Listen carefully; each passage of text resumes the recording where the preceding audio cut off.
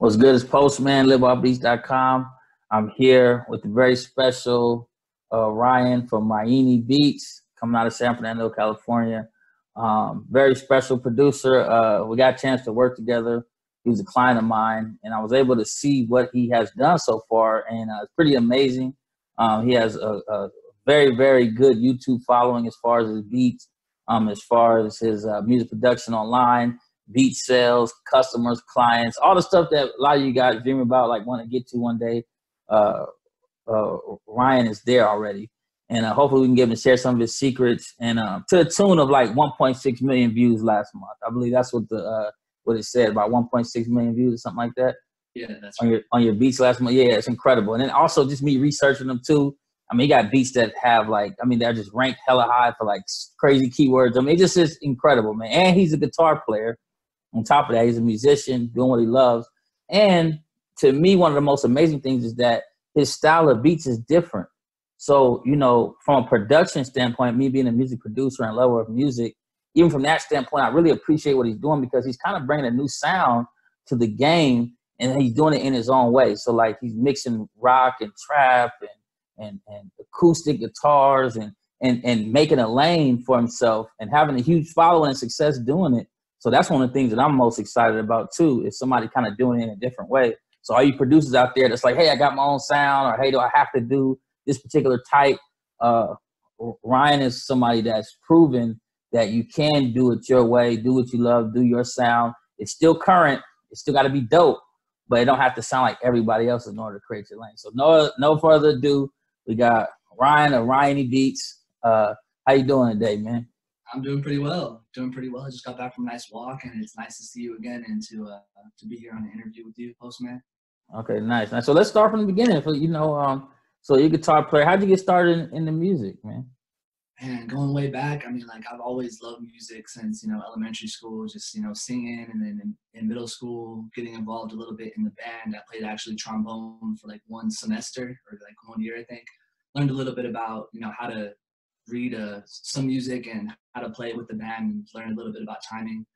And going through high school, just like kind of these elements started to come together where I listened to a little bit of music, and then I started to learn a little bit about guitar, thanks to my friends that were like really into the guitar. So then from there, I just continued to pursue like where I wanted to go with music. And it was after high school, I kind of didn't know what to do with my life. And I was like a horrible student in school. And I decided to go back to community college and to try to give it a go. And I took a music class and started to get back into it a little bit. And I spent like 5 years of my life earning a bachelor's degree. So I actually do have a degree. But after I ended up with the degree, this is like 2 years ago when I first ran into you, I kind of didn't know what I was doing still. I'm out of college, and it's like, do I want to become a teacher with like a degree in English, or what do I want to do? And luckily I continued to get on YouTube and to make beats and to just getting started with it. And that's when I ran into you and started to learn a little bit about the business and, just how to take off and give artists what they're looking for and to make an impact in the game. So that's where I'm at now speaking with you here. Hey, well, that's an amazing story already. Just so you actually went to college, got a degree, and what did you get your degree in? Actually in English literature. So it was just something, I was actually an athlete, but that was just something that I thought I could do because I had like decent experience in, like writing a paper or something. Thought I could fly by with it.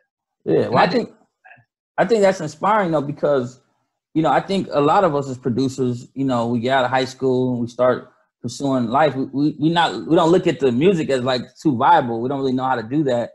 But then we go into other things that we may not necessarily care much about, but feel like there may be a career in that. So, I mean, I feel like it had to be kind of a hard decision, especially, breaking it to your family. Like, hey, man, I'm gonna pursue music. Yeah, I did the degree thing, but I'm not really going to pursue what I got a degree in. Like, how was that like?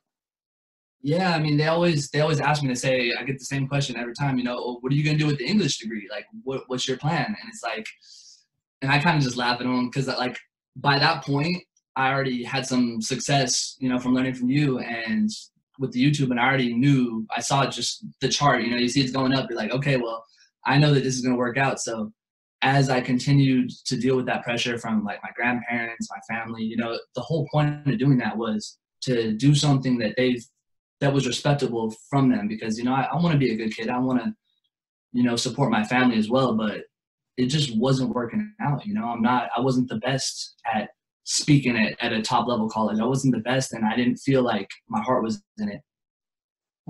That's a big thing, though. Now you saying your heart wasn't in it. And I say that because, you know, we have a lot of producers in the community that struggle. You know, they're at the same point that you were at then, and it's like they're trying to figure out, should I make the decision? Should I go all in with my dreams, or should I just try to do something else? You know, be a mechanic or something like that, or go to college and try to be a teacher. Like I get a lot of emails dealing with that same thing. So for you to make that decision, you know, but it seems like, how were things working out before you decided like to go for what you feel like your calling was? Like, how was things working out for you, or how was that going? Oh man, I mean, that was like the first time that I kind of experienced depression and what that kind of felt like, you know, being away from home, going to a school and following something that, you know, you thought you wanted, but it kind of wasn't really what you wanted.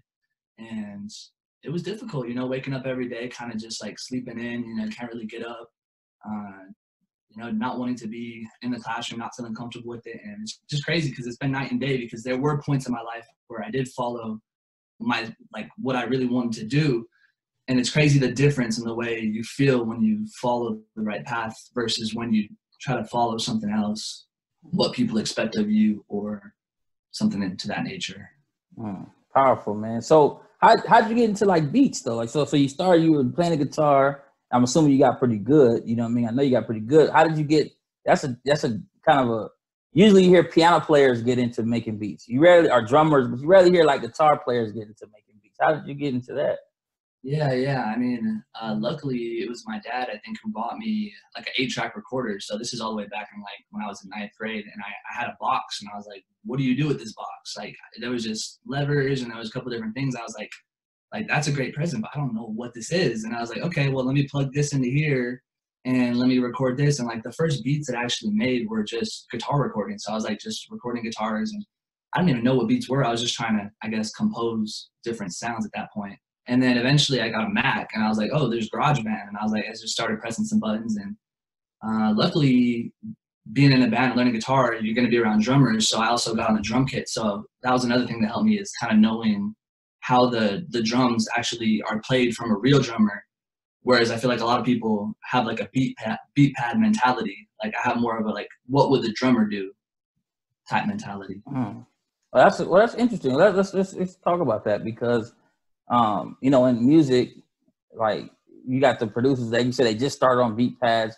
They don't know the feel of like, okay, how do you get that groove? How do you get that natural feel instead of it just feeling like 1, 2, 3? So what kind of, you know, stuff do you kind of implement, or do you know little tricks or whatever to get your stuff to feel more natural than just like the stiff 1, 2, 3, 4?